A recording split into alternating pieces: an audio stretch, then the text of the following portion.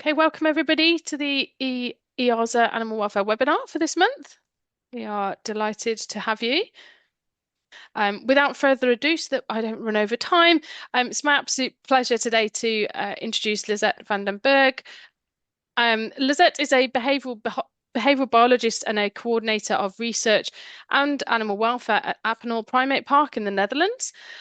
Lisette is a very busy person, working with the zoo team, from caretakers through to the vet teams, to basically optimize positive animal welfare for the species in the collection. And she collaborates with welfare and research coordinators of both EAZA and the Dutch Association of Zoos. She is a research advisor for the Gorilla EEP, and she's a member of the EAZA Animal Welfare Working Group.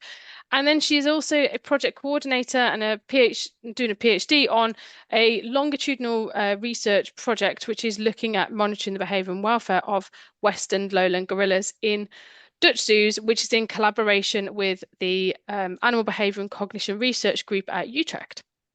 Today, Lisette is going to be talking to us about developing an animal welfare assessment method for the Dutch Association of Zoos. So I'll hand over to you, Lisette. Thank you so much for coming. We really appreciate it. And we're really excited for your talk. Thank you, Ellen. Thank you for the nice introduction. Yes, hello, everyone. Welcome. I have the absolute honor to be presenting our story on developing an animal welfare assessment for the Dutch Association of Zoos. And I've titled it Collaboration and Perseverance. And hopefully you will know by the end of the talk why we did that. So without further ado, I would like to start. So I'm going to talk about the story so far because we're still developing and working on the method. So just a disclaimer, I would like to focus on the process and not necessarily go into depth of the theory behind animal welfare, welfare indicators. I will mention some of it and I won't go into details about the use of the methods, but I will focus on the journey, of course, how it started. We started on a collaborative mission with the Dutch Association of Zoos. I will talk a little bit about the research and development that got into it. And let's see, because it's not working. So I will explain more about the implementation of the method, the lessons that we learned, the challenges, and of course, where we are now by providing some examples and the experience that we had. So first of all, why assess animal welfare at all? Well, of course, we are caring for these animals, and we should strive for the highest possible standard of animal welfare and positive welfare, most importantly for the animals themselves. But of course, we also have other reasons why positive animal welfare should be promoted. And actually, because it supports the pillars of a modern zoo, like conservation, research, because animals show positive welfare or have positive welfare. They also show a full behavioral repertoire. They show species-specific behaviors, which we can use to educate our visitors. And of course, positive welfare also initiates affiliative and play behaviors, which are fun to look at. And we know that also they have the highest impact on visitors. And for Apenheul, for example, revenue and part of the ticket selling will also be donated to our Apenheul Trust Fund, for example, conservation fund. So more visitors means more donations to the conservation cause. So first of all, why should you collaborate on doing a welfare assessment? Well, some years ago, the NVD, which is the Nederlandse Vereniging van Dierentuinen, or the Dutch Association of Zoos, sent out a survey among its members done by the Task Force Research to ask them on the research priorities for the future.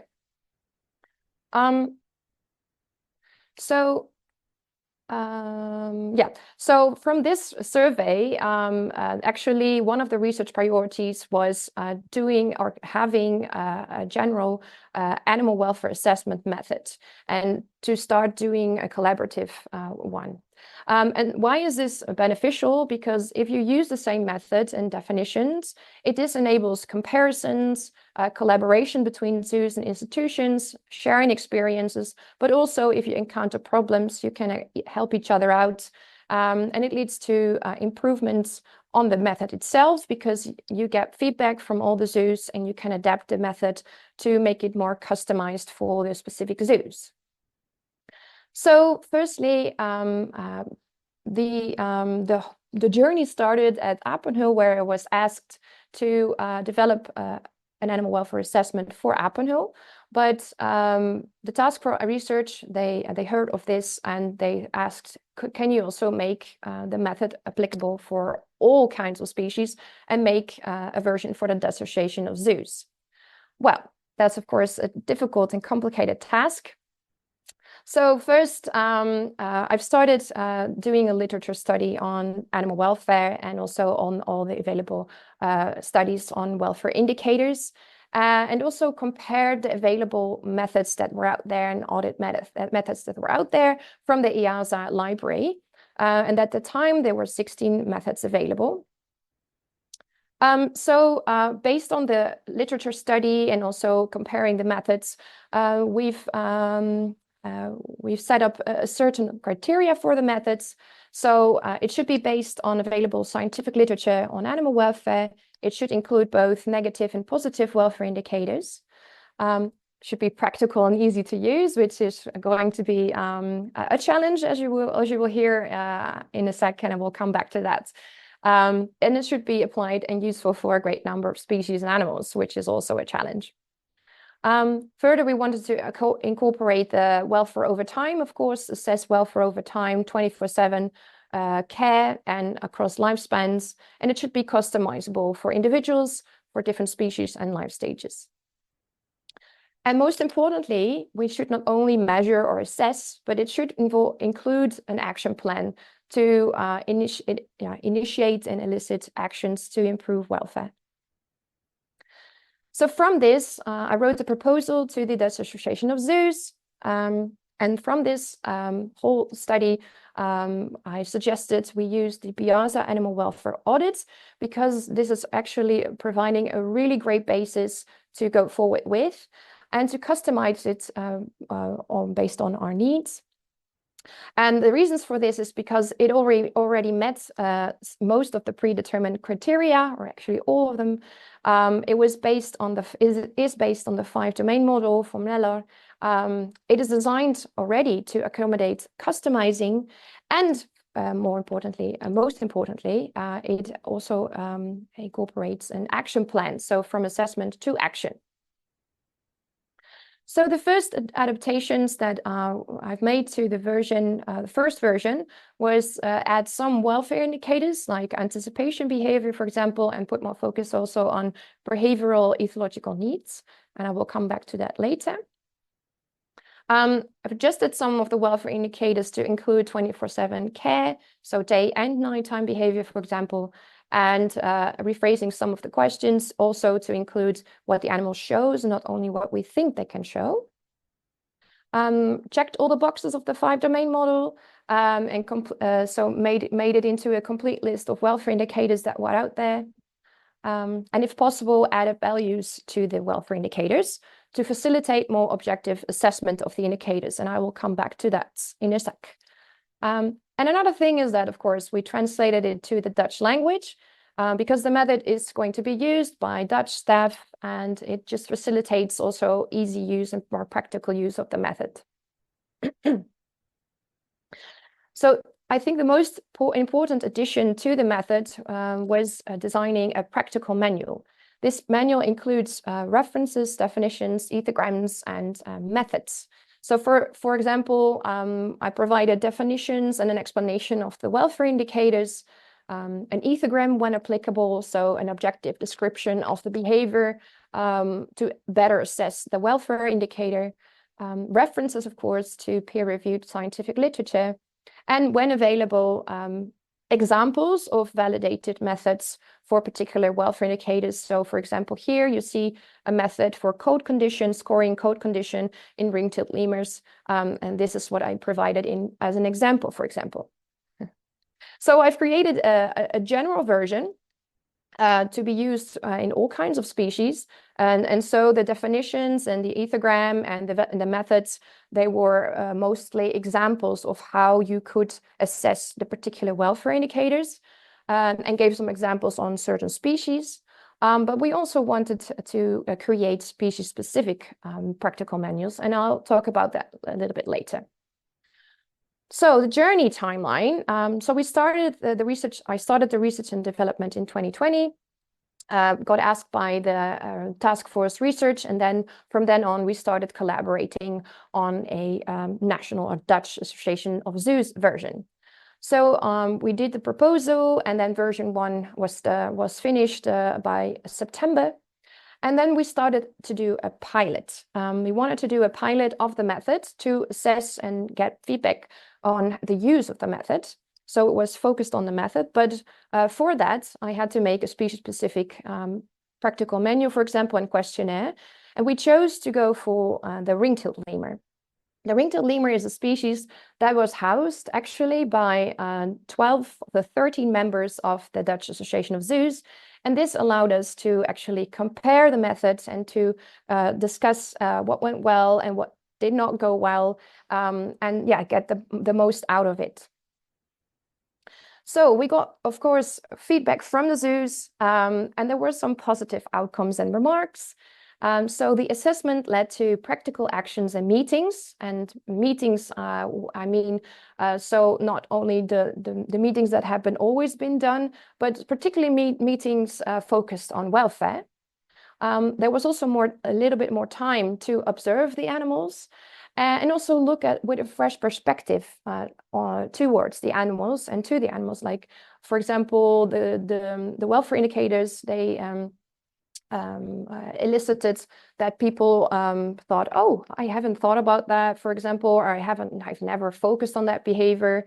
Oh, maybe look into that. Instead of saying, okay, well, I already know how it behaves, for example. And also the fresh perspective on this is the way we do things. No, we should look again and evaluate everything again and see, okay, how can we improve, and where does it go well and where doesn't it go well? So another positive outcome was that everyone agreed that it was a complete list of welfare indicators, and also the translation to the Dutch language that worked well. The time that was spent on observing the animals was really highly appreciated by staff, because in some zoos, sometimes staff only get to see the animals when feeding or when cleaning or training the animals. But now they actually had some time or spent time on observing the animals outside of these times. Then the broad assessment, of course, led also to share knowledge and to also collaborate between institutions. So, for example, a problem was encountered in one zoo and they contacted the other zoo. Oh, how do you do that? And I have some questions about that. I don't see this behavior in our ring-tailed lemurs. Do you see that behavior, etc.? So a lot of collaborations and discussions were initiated. And also another beneficial outcome was that per zoological institution, a welfare coordinator was assigned. However, of course, we also did learn a lot of things. And this feedback I've actually put in creating a new version. And some of these feedback, of course, could be incorporated in the new version. And I will tell you more about that. But some of the challenges were also more difficult to solve and did not necessarily have anything to do with the method itself, but more about the process and the implementation. So, for example, it's relatively time, of course, doing an assessment is time consuming. And also doing the evaluation process, especially analyzing the results, is time consuming, but you also need someone of your staff that actually knows how to work with basic Excel, or how to create graphs, for example, and to show the results. And also creating a species-specific practical manual takes up a lot of time. And I will come back to that later. Another thing that we encountered, it's for the use for large groups, or groups that where you have individuals that are difficult to identify. It is also difficult to work with that. So we made some suggestions in the version 2 how to deal with that. Like I said, it's time consuming, but sometimes in some cases, this work was actually added to the workload instead of providing time to actually do the assessment. So there is definitely a need for more time for staff to do this assessment, and I will come back to that later on. Another thing is that, well, of course, unfortunately, a lot of knowledge is lacking on species-specific validated methods and behavioral needs. We need to know more about that, and I will also talk about that later on. And another thing is that some of the questions and texts were misinterpreted, and so we needed to redefine and make it more clear. So we added, for example, a column with a really brief explanation on the indicator. We improved the layout a little bit. And another thing is that the practical manual, it's a document of about over 50 pages, for example, depending on how much information you incorporate in that. And sometimes that can be a little bit overwhelming for staff to look at it, or to receive, actually. So the emphasis should be put on that it's supposed to be used as a tool, not necessarily, it's not meant to be read all through. Of course, that would be nice, but just starting out, just doing basically the assessments for the first time, please use it as a tool. So if you don't understand a particular question, then you can look up that question, and hopefully then you will know how to assess the welfare indicator, for example, more objectively. And so you really have to learn and teach your staff, of course. So good to know that we do the assessments, and also suggest to do the assessments with our multidisciplinary staff. So, for example, we have caretakers, we have the veterinarian, biologists, all collaborating and doing the assessments. So where are we now in the story? So like I said, I made some adjustments and created the version 2. And then the initial idea was that, well, at the end of the year, there was a meeting with all the directors, and a decision would be made then on what species to focus on for next year, and which of the zoos would take the lead in creating a species-specific version. So then in springtime, there would be a meeting, and then the leading zoo would start their research on a species-specific version and on the welfare indicators, and then create a questionnaire in the manual. Then around at the end of summer, there would be a meeting, and the research would start somewhere in between summer and fall. And then the output would be sent to the directors, and it would be evaluated. That was the initial idea. So the first idea was to focus on large cat species. So Zoo Beekse Bergen took the lead on that, and then created 3 versions, so on lions, tigers, and cheetahs, to have these species-specific manuals. And the idea was also for the next years that, for example, on elephants and macaque species and polar bears, there would be new rounds, and new zoos would take the lead to create these species-specific versions. So the idea is here that you would create a practical manual, including, I don't know, definitions and validated methods when available, of course, and also adjust the questionnaire when needed. And to do this, one expert institution, like I said, takes the lead, or can collaborate with another institution if possible, or if desired. And usually this is done by a welfare coordinator, or supervising a student, for example, from a university or applied university to help out with that, or it's done by the welfare coordinator itself.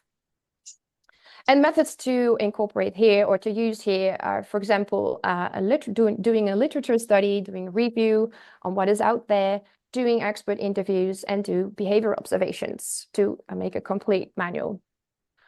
So, of course, as I think you already think, there's going to be problems and challenges here.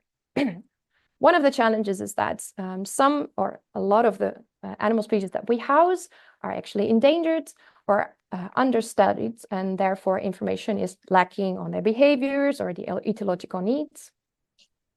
And sometimes also no or like only a few validated methods are available for the species. And so I've presented, I show here a figure from the study and publication by Sally Binding and colleagues, where they did a review of all the publications and what the focus was on in terms of animal welfare studies. And here we see that mammals are clearly overrepresented compared to, for example, fish and invertebrates on animal welfare publications. And even within an order, for example, I have a graph here from the study, a publication of Melfi, within the order of the primates, for example, you even see that, for example, you see the great ape species. So compared to the number of species that are housed in zoos, they are really, really overrepresented when looking at the number of research projects that have been done on these species. Another challenge is, for example, activity budgets. So what is optimal for the animal and what doesn't, what is suboptimal? So for example, here a study by VC and colleagues, they did a study on giraffes in the zoos and also in the wild. And they use the same observers, they use the same observation methods, but even with that, doing observations on different locations actually led to different activity budgets. So then for us doing the assessment, even though we know a little bit more about activity budgets, we still don't have an idea on what exactly is an optimal activity budget, for example, for the species. So that is really difficult how to deal with that. So can we, for example, use information from related species or similar species when the information is not provided or not available?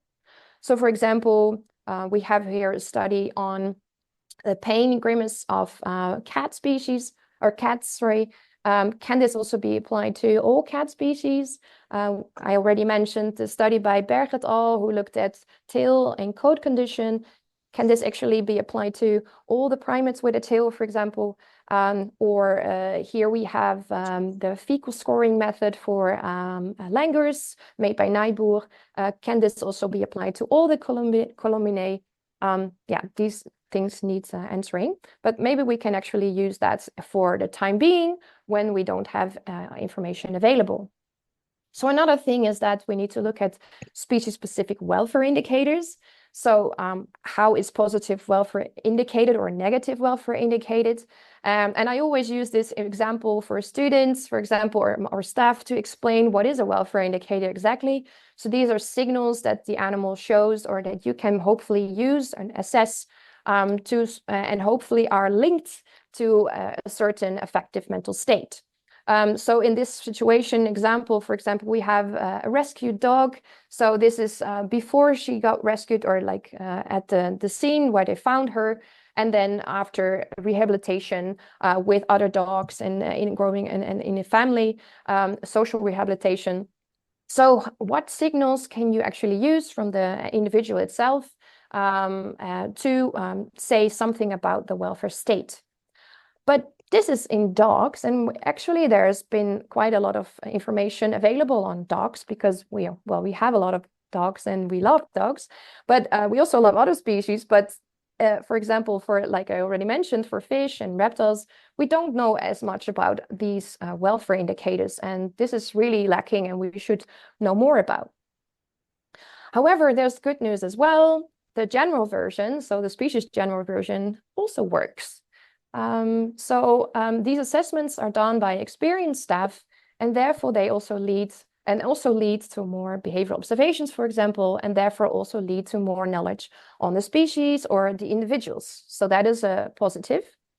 Also, the assessment identifies knowledge gaps. So what don't we know about? And that is also useful information because this can inspire research and also lead to collaborations between institutes and also collaborations with other universities, for example. Beside that, we also know that for more and more studies that using qualitative data can actually also be very useful. So it's not necessary to always measure everything. I mean, of course, that is the perfect way to do it. But we know now that also using qualitative data can also be very useful for assessments. And of course, you can do a follow-up. So after an assessment to say, okay, how can we, maybe we should measure it and maybe we should spend more time and also collecting more behavioral data, for example, on this particular topic or welfare indicator. Another thing that we need to know more about is behavioral needs, or behavioral needs of the species. So what are behavioral needs? For those of you who don't know that, so from evolution, these are certain behaviors that are rewarding and pleasurable for the animal itself. So the animals have an intrinsic motivation for behaviors. And you can think of nest building behavior, or rooting for pigs, or swimming for mink. And here, it's not just the goal, so eating, for example, but also the path to leading up to that goal. So, for example, the rooting is very important, and swimming before, for example, is really needed and required in hunting for mink. So it's not just the goal, but also the path and the behaviors that lead to that goal are very important for the species and for the individual. And we know also from studies that actually these behaviors, some of the behaviors of behavioral needs, actually release endorphins. And of course, they're species specific. What is a need for a gorilla is not, of course, always necessarily a need for a shark, for example. So we need to know more about that. So here I gave an example of a really nice publication by Paul Rose, where he suggested a method to sort of find out what the behavioral needs are for particular animal species, to look at, so okay, what have they evolved to do? What do they have the species evolved to do? Do the animals need to do it, for example, and what happens if they can't do it, to see if it really falls into the category of behavioral needs. So we should look also at their biological function of the behaviors.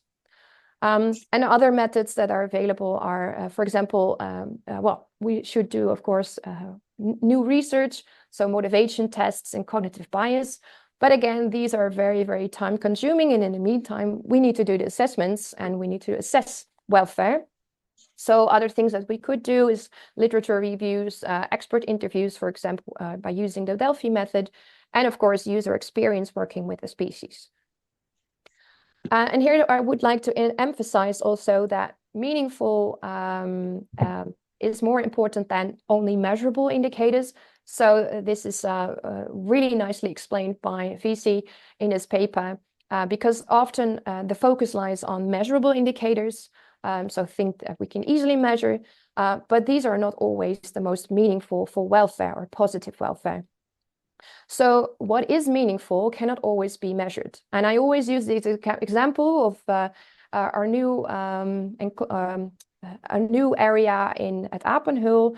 So on the picture, actually, you can see a king colobus. It's somewhere out there, but it's high up in a tree. And so if you would only use injuries, for example, as measurement, or maybe fall accidents, then you would see that sometimes, yeah, they do, at least in the beginning, they sometimes do fall, for example. And then you could say, okay, so this is not safe for the animals, so we should lock them up in a more confined space. And if I would measure them, then the injuries, well, I have less injuries, so actually that's better. But we know from, well, the biological background of this species that they live high up in the trees, and for them it's quite important to be able to do these kind of behaviors and to be able to forage. So yes, it leads to maybe an increase of risks, but maybe it also leads to more meaningful outcomes for welfare of the individuals. So it would also be really nice to have documents and well, collaborate and work together on like collaborating on more information on what are the needs of these animal species, with the ultimate goal to create a species-specific method. So a concise but a complete list of validated welfare indicators for effective states for specific species. And there have been quite a really amazing studies done, for example, on elephants and mink and polar bears. And of course, these things take time, but they should really, they are really needed. And in the meantime, we hopefully can use the assessment to see what we can improve in the meantime. So, okay, so that was the initial idea that we should focus on the species-specific versions. So we implemented that and got experience doing that in the field. And then some of the members, they and the task force also received a request for a quick scan. So, like I said, initially the idea was this was the yearly process. But actually, the question was raised, how do we decide on which species to focus? Because now this was done by the directors and based on, well, a number of reasons. But actually focusing on a national species did not necessarily work that well. First of all, some zoos do not have the species, so they, of course, needed to do well, the work themselves and create a species-specific manual for the species that they house. This is, of course, quite a time-consuming process, and also for the leading zoo, also maybe also quite some pressure to come up with the manual before the deadline. Especially, like I said, when sometimes it's added to the workload. And another thing is that the needs also differ per institution. For example, some of the zoos maybe created just recently a new elephant enclosure, which has all the new technologies and everything. And then for them, it's more important to focus on other species that maybe do not have these new enclosures. So therefore, there was a need for a quick and easy audit method to actually be able to scan all the species in a zoological institution and use these results to actually determine focus areas. So what we've created is a quick scan containing 15 questions, and the idea is that it should only last for 15 to 20 minutes to do these audits. And then hopefully you can assess multiple species and then, we'll determine the focus areas and, of course, also the low-hanging fruits. And after this, you can decide, okay, so these species we should put more attention to and maybe also do a species-specific version, or if we don't have the time, use the general species version. And also we've incorporated a little bit, we've incorporated in Excel that when you fill in the questionnaire, the results immediately are output in graphs. So people that are not as efficient with Excel, for example, they can still use these graphs for their meetings and discussions. So then, of course, we worked on a quick scan. And of course, all the assessments that we do lead to output. So we use scores ranging from the optimal 1 to suboptimal 0, and we also have a slightly but not optimal in between. And also another very important score is the not possible to answer score, because these identify the knowledge gaps. And there's also a not applicable. These should be removed from the list before doing the assessment. So, for example, when they're not applicable for the species or for the individual. And then we have a questionnaire on the individuals and on the group and environment. And the output can look like this. For example, you have a total welfare score. And in this graph, you see 3 animals with their total welfare scores. So 100 meaning all the welfare indicators were assessed as being optimal, and they would all get a score of 1. So this leads to 100%. And another thing that you can see in this graph is the variation of the different assessors. The larger the box, so to say, the less the assessors may be agreed on the different scores. And this can be used during discussions to see where the differences lie and why people score differently, for example. And also it also creates the opportunity to actually compare animals. But you also want to know what is this total score comprised of.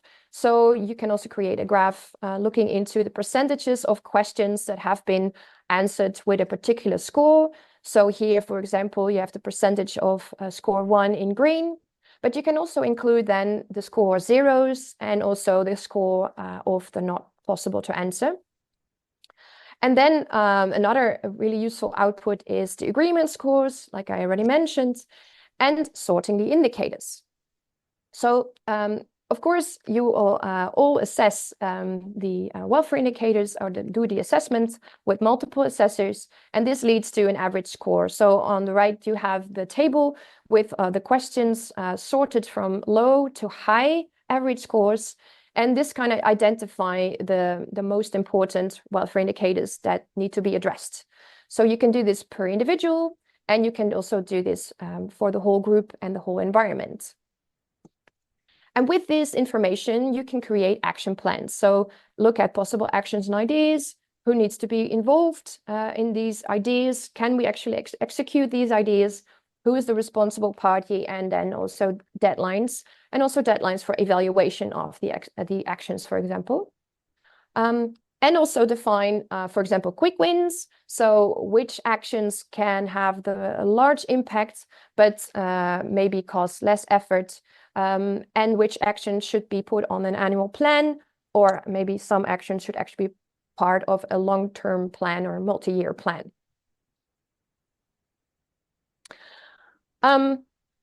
It's very important to interpret the results very carefully, because it's good to mention that the welfare indicators are not weight.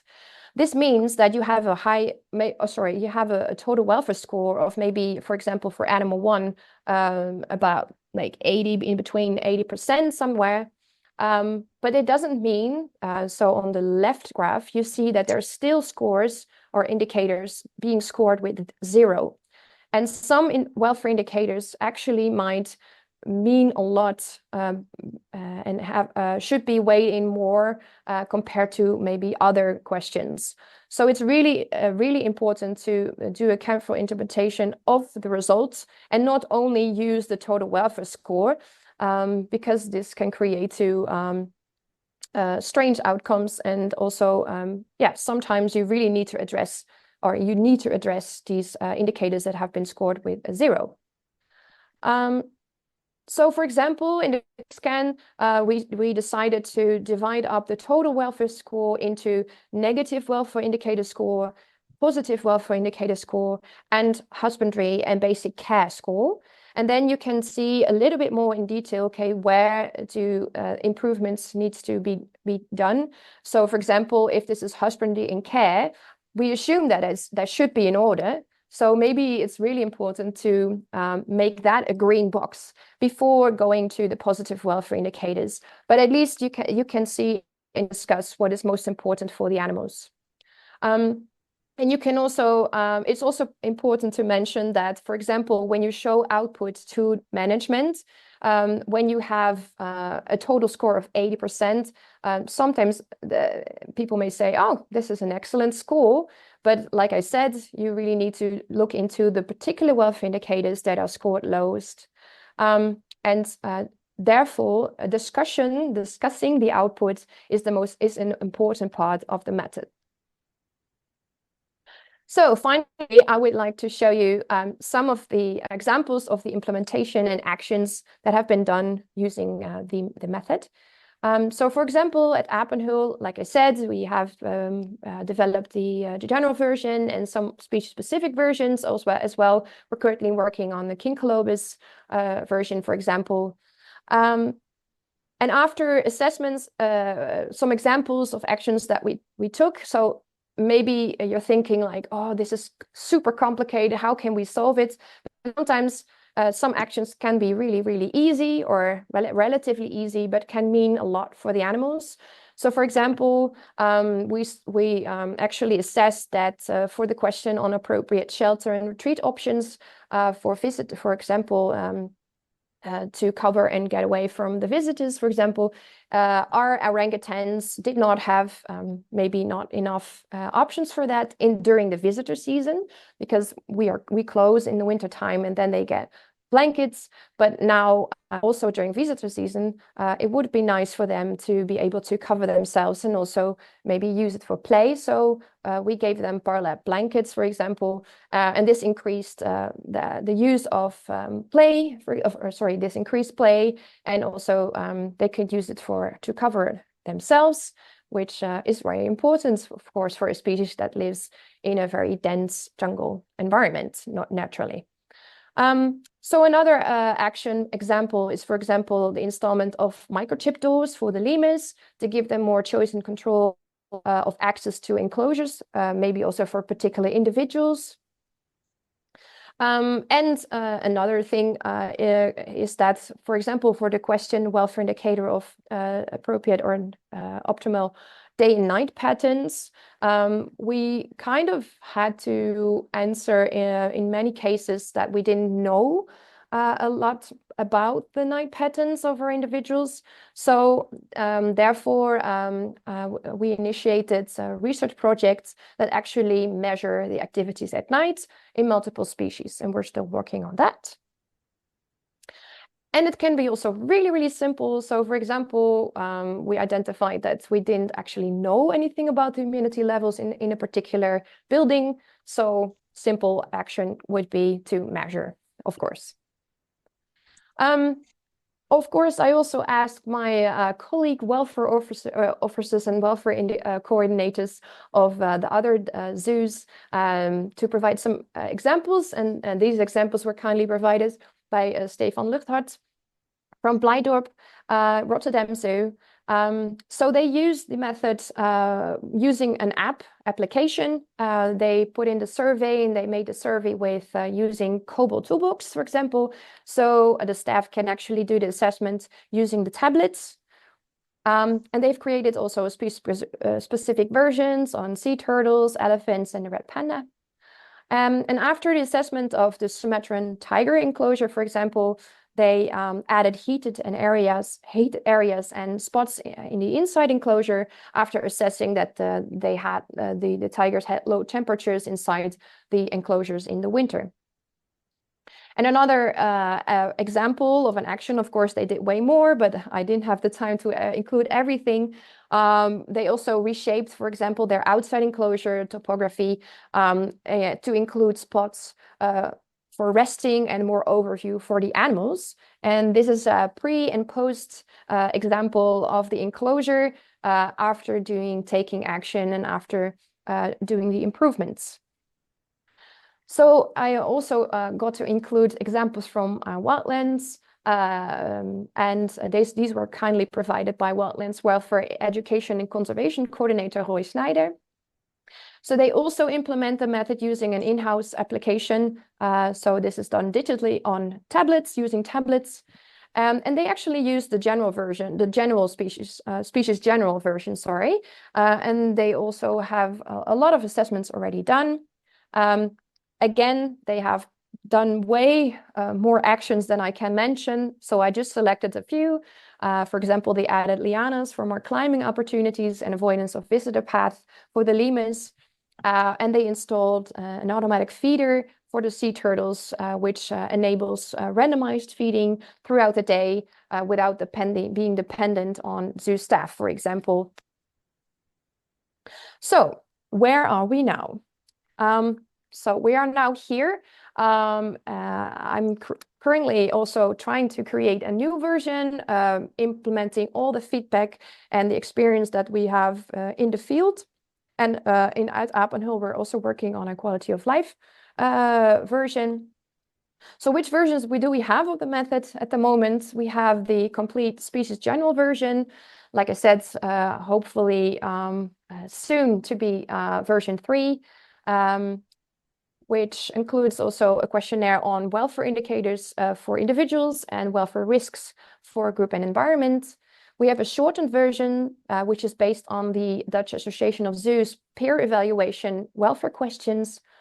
We have the quick scan, which is a 15-minute audit, species-specific practical manuals. And like I said, at Apenheul, we're working on a quality of life assessment. Okay, so I've explained a lot about collaboration, but what about the perseverance part? Well, I have to tell you, of course, the honest story, because there are things that still do not yet work quite well. We need to improve and look at. And like I said, sometimes it's not only having to do with the method itself, but it can be also a management thing. So what we notice is that there is high motivation to do the assessments, for sure. But then who is going to take responsibility? When are we going to do it? In what time are we going to do it? Because usually, or no, sorry, not usually, but in some cases, it's added to the workload instead of providing more time to actually do the assessments. And therefore, it's really important to also involve management, and that they're also on board to actually implement these assessments and to provide the time that they can actually be done well. Also available budgets. So they may lag behind. For example, when you do an assessment, it depends on the time of year. And sometimes the annual plans have already been made. So you need to wait a whole year before actually doing quite a large, quite expensive stuff, for example, or a multi-year plan has already been made. But of course, these things they can change, and you need to discuss. And we have to sort of see, okay, what timing is actually beneficial and what should we do, and what are sort of take into account the animal plan deadlines. And of course, you should also dedicate it to positive animal welfare, not only husbandry and basic care, which is very important and preconditions, of course, for positive welfare, but you should also look at improving the positive welfare of the animals, and budget should be available for that. Then more efficiency.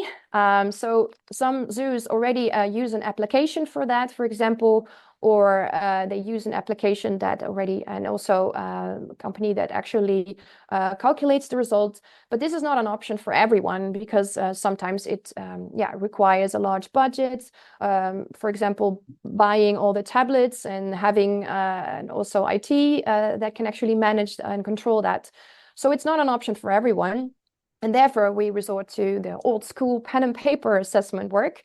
But that also takes staff time, of course, and we can use Excel, but then you need someone that actually is capable of working with that. So these things need to be figured out. And it's a relatively new way of working. It needs to be implemented, and that can be a slow process. So is it a perfect method? Well, no, that's already what I already explained. We have a lot of knowledge gaps, but it's a start. And so we learn by doing, and just persevere, keep going, because it does initiate discussions and it does lead to actions. So what works well? It provides a tool, and it provides data to more objectively report on welfare of individuals, to be able to monitor individuals, and to also assess welfare risks, possible welfare risks. It creates species-specific versions. We get more information on these individuals. We detect knowledge gaps, and this can also initiate more research ideas, for example. It leads to inter- and intra-institutional collaborations and promotes multidisciplinary teamwork, which is something that I really enjoy, for example, at Apenheul, working with the caretakers and with the veterinarian, with our nutritionist, everyone together united to improve the welfare. So like I mentioned before, the behavioral observations are positively received. So observations of the animals outside of just feeding time and training time. And it actually initiates more discussions and more attention to welfare. And it can also be indirectly because people are just get more focused on maybe different behaviors, like, oh, I have never considered that behavior. I haven't never actually thought about looking at that, and maybe I'm going to direct my attention to that. So it leads also to inspiration. Positive attitudes lead to new ideas. So we just need to persevere and just keep going. And finally, it leads to, well, concrete actions and improvements for our animals. The story continues, obviously. And if you're interested on developing your own animal welfare assessment program, I wanted to mention the wonderful animal welfare assessment library made available by EAZA, but also a document that was made by the Animal Welfare Working Group led by Sally Binding on how to develop your own animal welfare assessment program. So if you're interested, please have a look at that. So last but not least, I would like to thank all of the people here for all the nice discussions, for collaborating, working with you. Yeah, it's been a pleasure. I really hope we can persevere and continue our work. And of course, thank you everyone for joining this meeting and for listening. And I don't know if we have some time left for questions, but I'd be happy to answer them. Thank you very much. Thank you so much, Lisette. We absolutely do have time for some questions. That was a really fabulous talk, and it was really great to hear all the ways that you've been working to get this off the ground, and especially the background behind where you've got the content for those welfare assessment tools from. We've had some questions come in that I'm just going to ask on their behalf, and yeah, so if I just start with for the training or for the assessors, do you do any kind of training for those assessors? And have you ever had what you would consider too much variation between assessors? And there was the graphs where you had the different assessors on there and that variation, but is there considered too much? And then how would you deal with that? Yeah, thank you for the question, and a good question, actually. So training is provided by just doing it. And like I said, we have the practical manual, and that's quite a large document. So for people that actually have not been involved in the assessment, I always suggest to not read the whole thing. Don't be scared of the whole document. If there is a question that you don't understand, then you can look it up. So it should be really used as a tool. I have the luxury at Apenheul that I can be coordinating the welfare assessment. So we will have a team meeting, or when that's not possible, I will have a meeting with the staff involved. And so they can ask questions also during the assessments. And then, yeah, you get to learn by doing. So the next assessment will be better. And so that's that.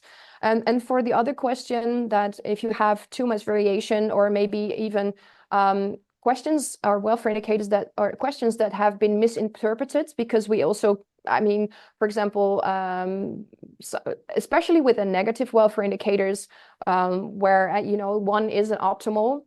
But then, so the question is asked: does the animal show abnormal behavior, for example? Then someone would say, no, it's a 0, but actually that means suboptimal. So then you can explain to them, okay, so you actually mean a 1, and you can do that after the assessment periods. You always have a meeting, you will discuss these things. So it's not set in stone as much. So I can, of course, adjust the scores if they want to change that, or if it really isn't misinterpreted. But also, like I said, it mentioned, you should not focus solely on the total welfare score. You should really look at the particular welfare indicators and what do we think is most important to improve. Yeah. Fabulous, thank you. I've got another one here. When you're looking at kind of developing those sort of species-specific welfare indicators, how much is it okay to use models for understudied species if we don't know enough about those species? And there's some sources are saying it's okay, and then others are saying it's misleading. What would be your thoughts on that? Yeah, what do you mean by models? Like, So I assume it's like like a model species. So if your yeah. species is not well represented, then you can use something that we maybe know a little bit more about, but it's similar. Right. Yeah. So yeah, that's always a difficult thing, and I think the most important thing is that you should discuss that with your team, how to deal with that. If everyone agrees on using that, then you can use that, for example. But if there is some doubt in discussion on that, debate on that, it's maybe more difficult. Like I said, for some of the questions, we just don't have the perfect answer. But we know that especially when zoo staff have been working with the species already, so they're quite experienced, they are actually quite capable of knowing whether or not it's optimal or suboptimal score. So they don't necessarily have the quantitative data to back that up, but they can use their experience to answer the question more based on their experience. But then, of course, you always be careful and mindful that it's not based on validated methods for the species. So maybe that can lead to new research ideas or collaborations, maybe with a tag or with an EP, for example, and look at the studies that are have been done or are going to be done. It's just we don't know about many things. But like I said, and I showed an example of, for example, for the langurs, probably we can use the fecal scoring method for the langurs for the time being for the king colobus, for example. But then at the same time, we are creating one for the king colobus as well. Yeah, amazing. Thank you. And I really like the I really like the idea that you've that you're using that information to then go off and do extra research as well. So I think that's really cool that it's kind of coming full circle and then that's feeding back in. We've got a hand up. Let's see if we can invite here we go.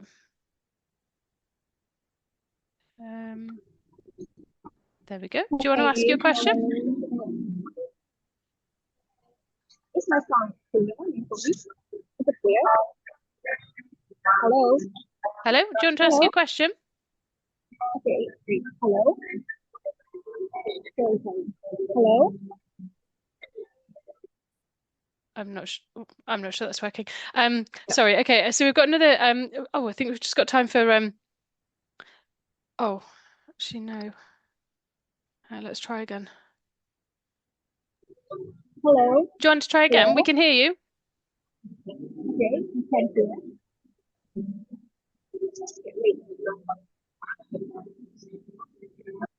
Sorry, I can't Hello? work that. Oh, There it is. there we go. All right. Maybe you can write the question in the chat.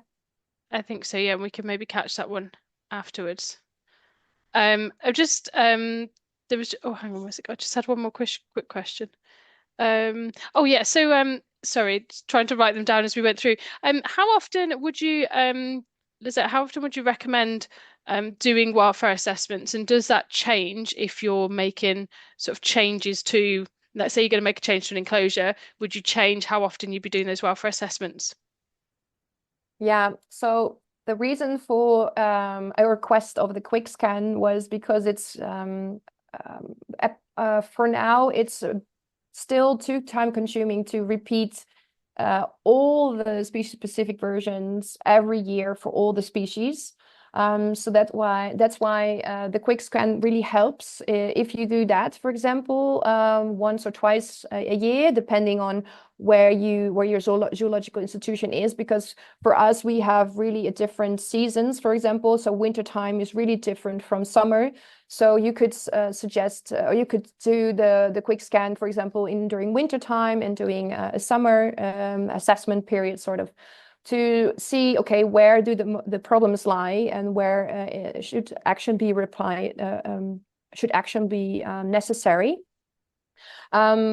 of course, ideally, it should be repeated. And especially when you do an improvement, it would be really great if you could sort of also combine that with a research project that you can actually see and evaluate if it indeed led to an improvement for the animals. Of course, that is also time consuming. So I think that is maybe the future that we want to do. But for now, because we're still in the process of figuring things out and learning and doing everything, I think, like I said, just keep on going and try to do at least species-specific welfare assessments proactively, for example. So what we did, we try to do at least 2 each year, for example, and these are quite large studies as well. And now, hopefully next year, we can also incorporate the quick scan to repeat that 1 or 2 or maybe once a year to have the whole year covered. So it's a really difficult answer maybe, because it also depends on your zoological institution and on your environment, the climate, etc., etc. So yeah, in short, ideally it should be repeated, of course, but it's quite difficult, and hopefully the concise species-specific methods can help us with that. Yeah. Yeah, absolutely. Thank you. So I think we're going to need to wrap up now. There is the question's not come through in the chat yet, but maybe if they can get in touch with you via email, would that be okay? For sure. And they can reach out. Fabulous. Thank you so much. Of course. So thank you so much for your time, Lisette. It was really appreciated. It was a fabulous webinar, and thank you everybody for joining us. We have got a webinar next month, and Lisette's webinar will be up later this month, hopefully, on the YouTube channel. So the EAZA YouTube channel, if you just look that up, you'll see all the other animal welfare webinars as well. So thanks very much, everybody.